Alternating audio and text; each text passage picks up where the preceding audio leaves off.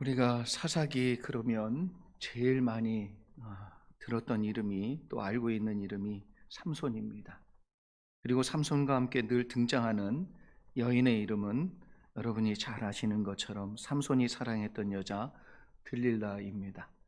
그래서 영화 제목 맨날 우리가 볼 때 삼손과 들릴라 항상 나오는 유명한 스토리이고 이야기이죠.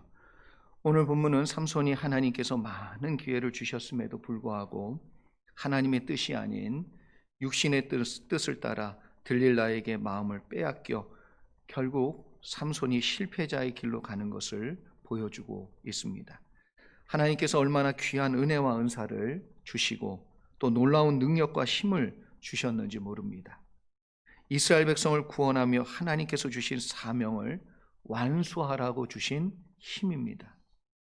그런데 그러한 힘과 능력을 하나님을 위해 사용하지 않고 늘 자신의 위기를 모면하는 일에 사용하여 어려울 때마다 삼손은 그 힘을 자신을 위한 도구로 사용합니다.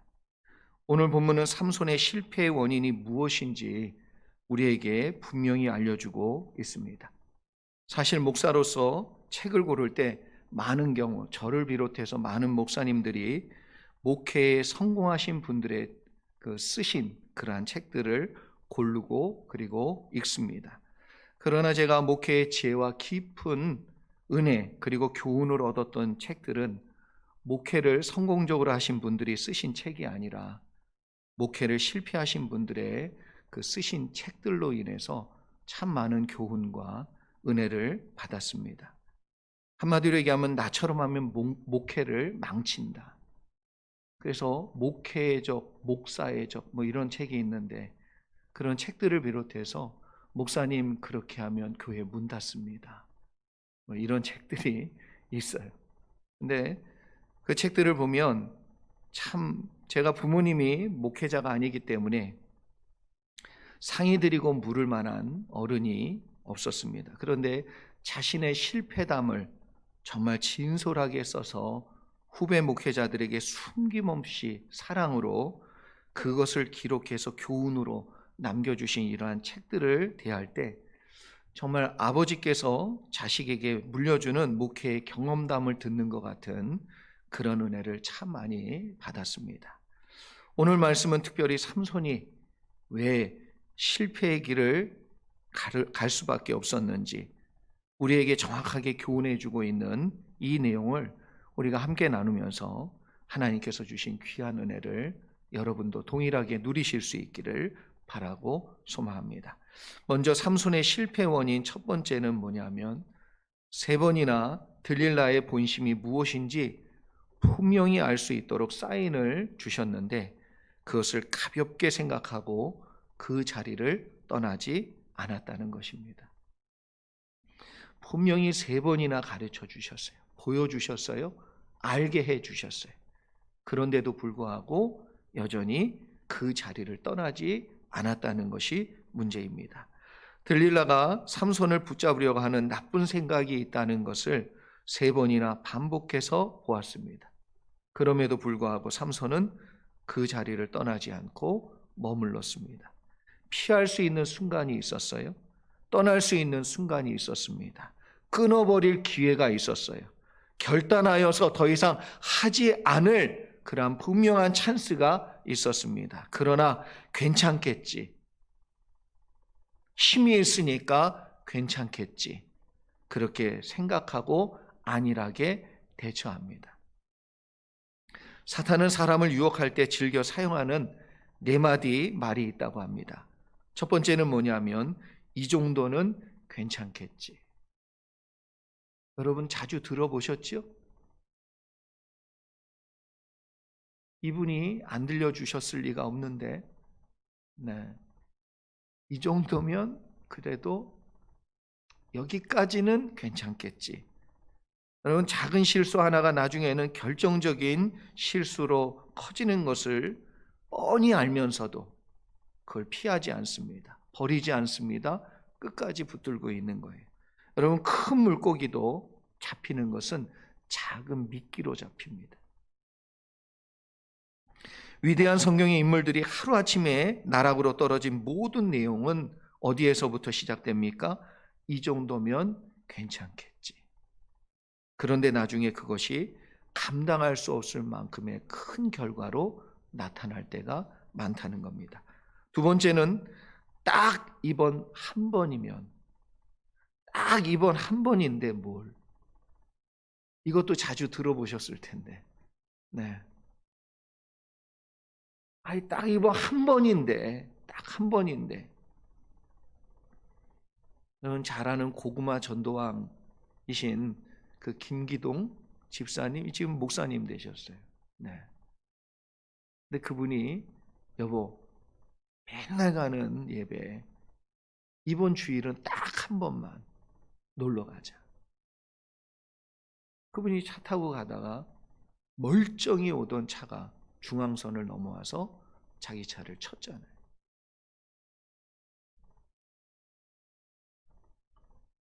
아니 무슨 공포 괴담이 아니고 주일날 어디 가면 이렇습니다 뭐 이런 게 아니라 여러분 딱 한 번인데 뭘. 사탄은 항상 딱 한 번이라는 말을 자주 사용합니다.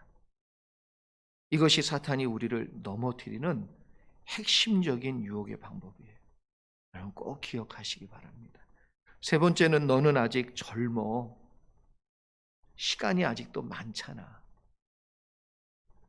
이제 마음 먹고 신앙생활 잘 해보려고 오랜만에 결심하는 순간 사탄은 우리에게 여지없이 속삭입니다. 너 아직 젊어. 조금 더 있다 시작해도 돼.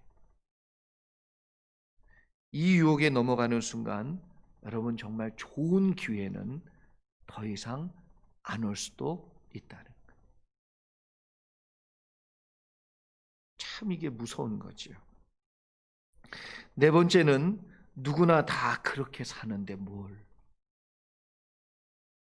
누구나 다 그렇게 사는 걸. 아니 너만 유별나게 그렇게 할 필요가 있냐. 누구나 다 그렇게 산다.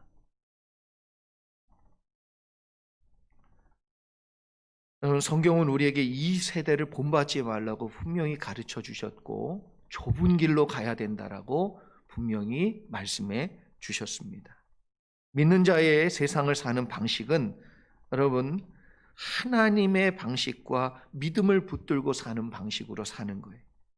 하나님은 반드시 믿음을 보시고 말씀대로 순종하는 자의 길에 역사하시고 또한 하나님의 인도해 주심이 분명히 나타나는 줄 믿습니다.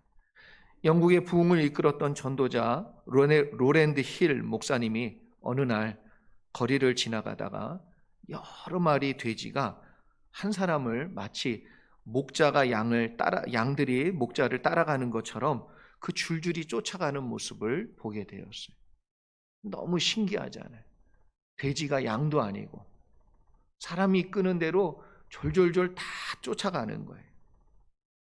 호기심이 발동한 힐 목사님은 돼지의 뒤를 쫓아가 보았습니다. 그런데 놀라운 건 그 사람이 그 돼지를 어디로 이끌고 있었느냐? 도살장으로 데려가고 있는 거예요. 도살장으로. 그런데도 돼지들이 아무 생각 없이 그냥 따라가고 있어요. 너무 신기해가지고요. 힐 목사님이 그 사람에게 물었습니다. 여보시오, 당신은 어떻게 해서 돼지를 이렇게 능수능란하게 인도할 수 있습니까? 라고 물으니까 이 힐 목사님의 질문에 이 사람이 이렇게 대답했다고 합니다. 제 비결이 간단합니다. 보시다시피 돼지가 좋아하는 완두콩을 계속 그들 앞에 떨어뜨려 주면 됩니다. 그러니까 그거 먹으려고 따라오는 거예요. 도살장으로 가는데 그거 먹으려고. 분명히 사인을 보여주셨는데도 여전히 그 자리에서 그 사람을 만나고 있는 것은 어리석은 짓입니다. 분명히 틀린 길이고 죄인 줄 알면서 계속해서 그 악행을 저지르는 것은 하나님께 어게인스트 하는 겁니다. 삼손이 보여준 어리석은 행동을 우리가 교훈으로 삼고 분명히 해야 되는 것이 뭐냐면 의지적으로 결단하셔야 됩니다. 그리고 깨닫고 알았다면 이제 그 생각에서 떠나고 그 길에서 떠나고 그 자리에서 떠나야 사는 것입니다. 하나님이 말씀하여 주시는 대로 순종할 때 하나님은 새로운 마음을 주시고 길을 열어주시고 복된 자리로 우리를 꼭 인도해 주심을 믿는 저와 여러분 되기를 축복합니다. 삼손의 실패 원인 두 번째는 뭐냐 하면 소유에만 관심이 있었고 존재에는 전혀 관심이 없었기 때문에 실패했다는 거예요. 삼손은 힘을 빼앗기는 것은 두려워하면서 사명을 놓치고 있는 것은 가볍게 생각했어요. 능력과 힘을 주신 이유는 전혀 모르면서 힘쓰는 일에만 집중했습니다. 하나님께서 주신 힘을 지키고 싶어 하면서 그 힘을 주신 하나님의 뜻과 마음은 지키고 싶은 생각이 조금도 없었고 사명인 이스라엘 백성을 구원하려는 마음조차 전혀 보이고 있지 않아요. 오직 삼손의 관심은 여자에게 있었습니다. 자신의 힘에 있었어요. 계속해서 이방 여자에게 관심이 있었고 자신의 힘을 지키는 일에만 관심이 있었습니다. 여러분, 심리학자 에릭 프로빈이 쓴 To Have or To Be, 그래서 소유냐 삶이냐라는 책을 여러분이 읽어보셨을 것입니다. 이 책에서 에릭 프롬은 인간의 두 가지 유형을 말하고 있습니다. 하나는 소유를 중요하게 생각하며 사는 인생의 삶이 있고 그런 사람들이 있다. 또 하나는 존재 그 자체를 중요하게 생각하며 인생을 사는 사람으로 구분해서 인간을 분석하고 나누었어요. 그런데 거의 대부분의 사람은 어디에 속하냐 하면 세상의 사람뿐만 아니라 예수 믿는 사람들까지도 대부분의 사람이 얼마나 소유했느냐, 그리고 무엇을 소유하고 있느냐로 그 사람의 가치를 결정하고 판단하고 인정하고 있는 것입니다. 그러나 에릭 프롬은 소유가 진정한 행복을 줄 수 없다는 것을 말하고 있습니다. 그렇다면 사람은 궁극적으로 소유가 아닌 존재 그 자체가 되어야만, 거기에 초점을 두어야만 행복할 수 있다라고 말하고 있습니다. 여러분, 삼손이 실패한 인생과 길로 갔던 것은 그가 소유에 초점을 두었기 때문에 그래요. 여자를 소유하는, 그리고 힘을 소유하고 있는 것에 초점을 두었기 때문에 그렇습니다. 여러분, 사울 왕도 마찬가지입니다. 사울 왕은 하나님께서 왕으로 세우신 목적에 집중하기보다는 왕의 자리를 지키고 유지하는 투해부에 집중하는 그러한 삶을 살았습니다. 그러나 반대로 다윗은요, 늘 투해부보다는 투비에 집중했어요. 무엇을 가지고 있느냐가 아니라 내가 어떤 위치에 있느냐, 어떤 직위를 가지고 있느냐, 무엇을 쥐고 있느냐가 아니라 내가 어떤 존재가 될 것이냐. 다윗은 자신이 왕이 되었을 때 실수했습니다. 큰 실수를 했어요. 소유의 눈이 돌아갔어요.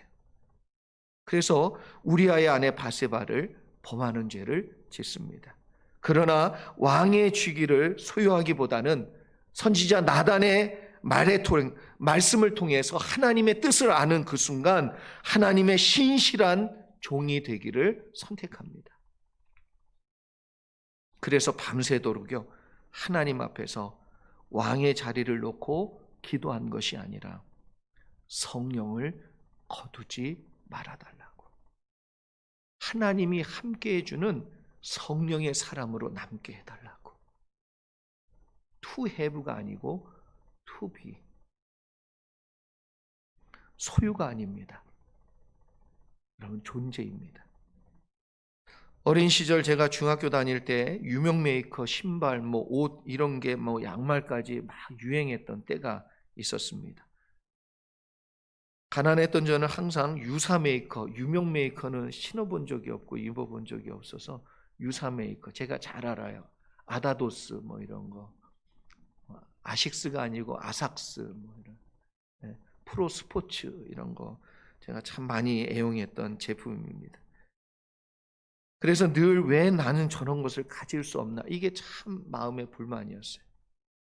그리고 참 힘들게 했던 내용 중에 하나입니다.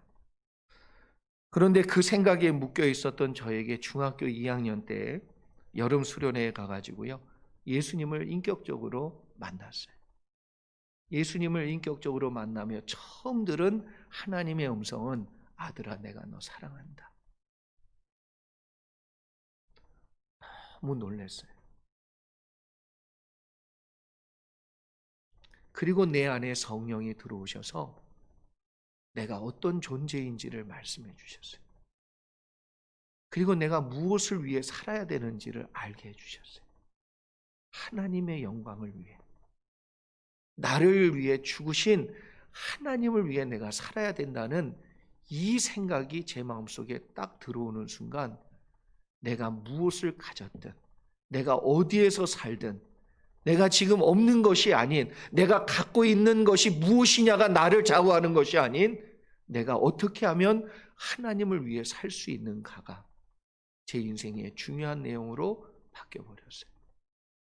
더 이상 아다도스 프로스포츠 이런 거 신고 다니고 입고 있어도 크게 저를 좌우하지 않더라고요. 왜요? to have가 아니고 to be. 그때부터 무엇을 가지는 것보다 예수 그리스도를 품고 살며 새로운 존재로 사는 것이 더 행복했어요. 여러분, 행복은 소유가 아닙니다. 새로운 존재가 될 때 행복해집니다. 마지막 세 번째는 끝까지 지켜야 될 것을 지키지 못했다는 것입니다. 사실 들릴라가 계속해서 힘의 근원이 어디에서 오는지 물었을 때 삼손은 3번 거짓으로 말합니다. 그러나 이후에 들릴라가 실망하고 계속해서 삼손에게 힘의 근원을 가르쳐 달라고 매달리고 매일같이 들볶았어요. 제가 그래서 참 여인의 대단함이 여기 있구나. 들볶으면 삼손도 안 되는구나. 16절을 제가 읽어드립니다. 날마다 그 말로 그를 재촉하며 졸음에 삼손의 마음이 번뇌하여 죽을 지경이라. 얼마나 조르고 졸랐으면 삼손의 마음이 번뇌하여 죽을 지경이었겠습니까? 얼마나 들볶였으면. 여러분, 근데 힘들어도 꼭 지켜야 되고, 아무리 들볶임을 당해도 끝까지 참아내야 되고, 붙잡아야 되고, 그리고 말하지 말아야 될 내용이 있다는 것이지요. 그런데 힘들다고 정말 중요한 것을 놓치는 그 순간 더 큰 것을 놓쳐버리게 돼요. 더 큰 어려움이 찾아오게 됩니다. 지혜로운 농부는 여러분, 흉년이 드는 때에 절대로 먹지 않는 것이 있습니다. 끝까지 먹지 않습니다. 정말 지혜로운 농부는 흉년이 들고 정말 내일 먹을 게 없어도 끝까지 지키는 것이 있습니다. 그게 뭐냐 하면 힘을 씨예요.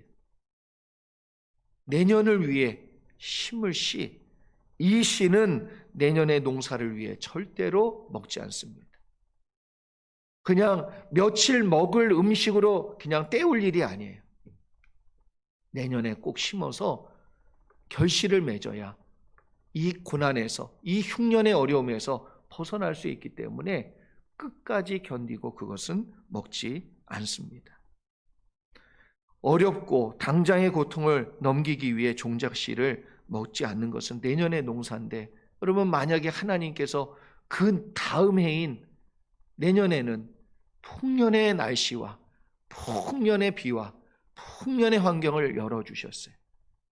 그런데 올해 내가 심어야 될 그 씨를 힘들다고 어렵다고 다 먹어치웠어요. 하나님이 복을 주셔도 그 복은 나와 상관이 없어집니다. 하나님이 은혜를 베풀어 주셔도 그 은혜는 나와 상관이 없는 은혜가 돼요. 왜 그렇습니까? 끝까지 지켜야 될 그것을 지키지 않았기 때문에 그렇습니다. 여러분, 지혜로운 성도를 보면 끝까지 지키는 것이 있어요. 믿음을 끝까지 지킵니다. 예배를 끝까지 지켜요. 기도를 끝까지 붙잡습니다. 말씀을 끝까지 의지하고 놓치지 않으려고 그 말씀에 자기의 마음을 붙들어 맵니다. 그러나 반대로 힘들고 어렵다고, 바쁘다고, 시험에 들었다고 해서 많은 사람들이 제일 먼저 놓는 끈이 뭐냐? 은혜의 끈부터 내려놓습니다. 믿음의 끈을 내려놓고요, 예배를 내려놓고, 기도를 내려놓고, 말씀 붙잡는 것을 내려놓습니다. 정말 지혜로운 신자는 마지막까지 지켜야 될 것이 무엇인지, 정말 그것이 나를 진짜 살리는 것인데, 그리고 제일 먼저 내려놓아야 될 것은 무엇인지를 잘 분별하는 것이지요. 삼손은 끝까지 붙잡으려 했던 것이 무엇이냐 하면 들릴라예요. 하나님이 아니었습니다. 그리고 자신의 힘이었습니다. 그러한 선택을 한 삼손에게 하나님께서 어떻게 말씀하시는가? 19절로 21절까지의 말씀 같이 읽습니다. 같이 보지요. 19절로 21절까지의 말씀 같이 읽습니다. 시작. 들릴라가 삼손에게 자기의 무릎을 베고 자게 하고 사람을 불러 그의 머리털 7가닥을 밀고 괴롭게 하여 본즉 그의 힘이 없어졌더라. 들릴라가 이르되 삼손이여 블레셋 사람이 당신에게 들이닥쳤느니라 하니 삼손이 잠을 깨며 이르기를 내가 전과 같이 나가서 몸을 떨치리라 하였으나 여호와께서 이미 자기를 떠나신 줄을 깨닫지 못하였더라. 블레셋 사람들이 그를 붙잡아 그의 눈을 빼고 끌고 가사에 내려가 놋줄로 매고 그에게 옥에서 맷돌을 돌리게 하였더라. 삼손이 마지막까지 지켜야 될 비밀을 말하자 하나님께서 삼손의 몸에서 떠났다, 이렇게 말씀하고 있습니다.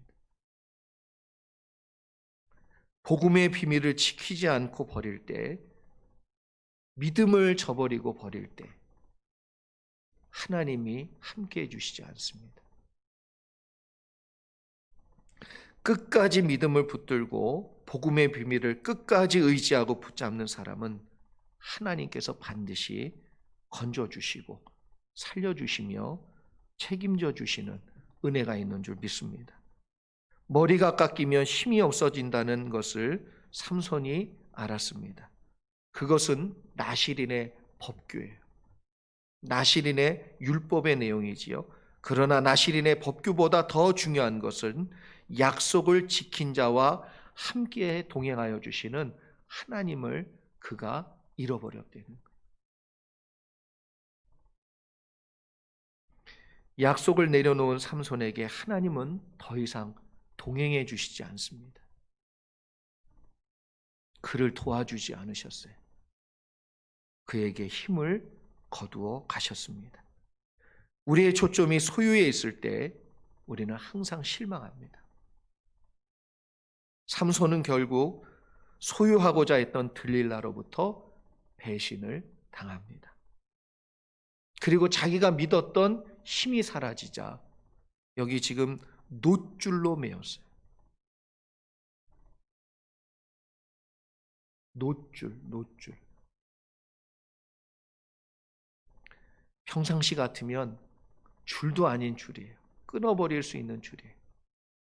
그런데 하나님이 떠나가고 힘이 사라지니까 이것조차도 끊을 수 없는,